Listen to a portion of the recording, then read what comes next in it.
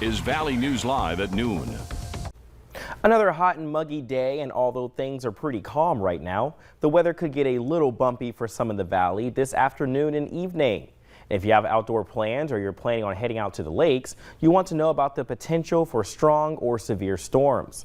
So let's get right over to Summer Snowbach with a look at your Friday forecast. Summer, it's finally Friday. It is Friday and a first alert weather day on this Friday for strong and severe storm potential later this afternoon and evening. We did have a few showers pass through the valley early this morning, but now we are mostly quiet across the valley. Right now in Fargo, 88 degrees, feels like 95, and our atmosphere right now is warm, ripe, and juicy. Look at our humidity values, 59%. That's showing the atmosphere is unstable and ready for convective activity. In Grand Forks, 93. Check this out, feels like 102 degrees. And it's only 12 o'clock in the afternoon. We have several hours of heating to go. Humidity at 52% in Grand Forks at this hour. Look at our temperatures. Where you see these dark reds, those temperatures already in the 90s. The darker shaded reds are temperatures in the 80s.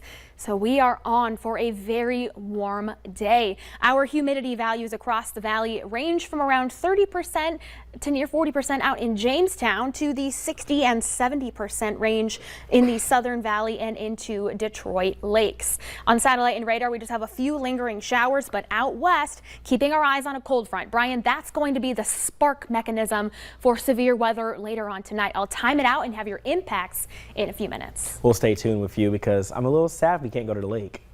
Right. Thanks, Summer. Well, one man is recovering in a Fargo hospital after authorities say he was hit by a pickup near Perham, Minnesota.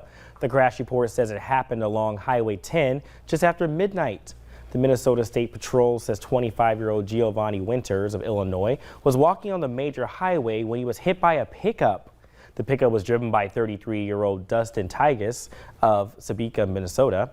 The report says Winters was under the influence of alcohol at the time. New information on a Minnesota house explosion. Police now say one person is dead and 2 others are hurt after the blast in Princeton. The explosion reduced the house to rubble with debris strewn about a wide area.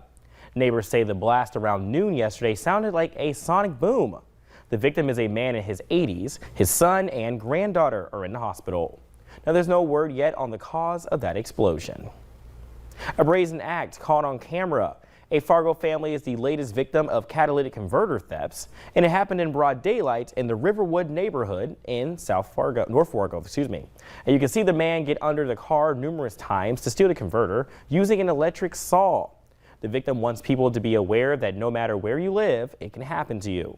And remember, you can get your catalytic converter marked at a number of auto shops around Fargo-Moorhead. The initiative started in April, and you can help identify a stolen converter when the thief tries to steal it. Pfizer announced today that the Biden administration has purchased 200 million more doses of its COVID-19 vaccine. It comes amid growing concern over the impact of the vaccine hesitancy. And as Skylar Henry reports, in 16 states, less than half the population has received 1 dose.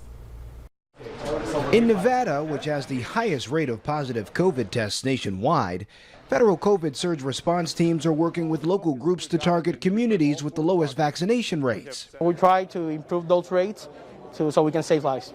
In 16 states, less than half the population has received at least 1 dose of the vaccine. Federal health officials are urging Americans to get vaccinated to protect against the Delta variant, which now accounts for more than 80% of new infections. The Delta variant is more aggressive and much more transmissible than previously circulating strains. Los Angeles County reported its highest number of COVID cases since last winter. County health officials say fully vaccinated people make up 20% of new infections. The vast majority of those folks only experienced either no illness or very mild illness. As the Delta variant surges, the CDC says there are no current plans to change mask guidance for fully vaccinated adults. Although President Biden says it is possible mask mandates could return for children under the age of 12 in schools. Chicago has become the latest major city to implement mask mandates in their public schools, joining Boston and Atlanta. The American Academy of Pediatrics says about 1/3 of 16 to 17-year-olds and only a quarter of 12 to 15-year-olds nationwide are fully vaccinated. Skyler Henry, CBS News, the White House. The AAP also says more than 4 million children in the United States have tested positive for the virus, including more than 23,000 last week. Well, if you hate waiting in line at the DMV, the North Dakota Department of Transportation is making it easier to access driver's license services. They just completed a kiosk upgrade and installation project, and there are now 52 across North Dakota. Now, drivers can use a kiosk to renew a license to get new tabs, request a replacement license or ID card, schedule a road test, or change their address.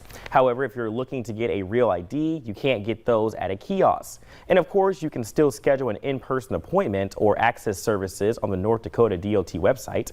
And for a full list of kiosk locations, head to valleynewslive.com. Now, today is the last day to donate school supplies and backpacks, just kind of like this one, to United Way's supply drive. Everything collected will go to the families and kids who need them. Now, United Way's goal is to receive 6,000 backpacks, and they now have close to 4,900. That's way more than the 2,300 from earlier. Monetary donations are also accepted. Just $20 can help one student. A retired educator says the highlight of backpack distribution is seeing the smiles on kids' faces.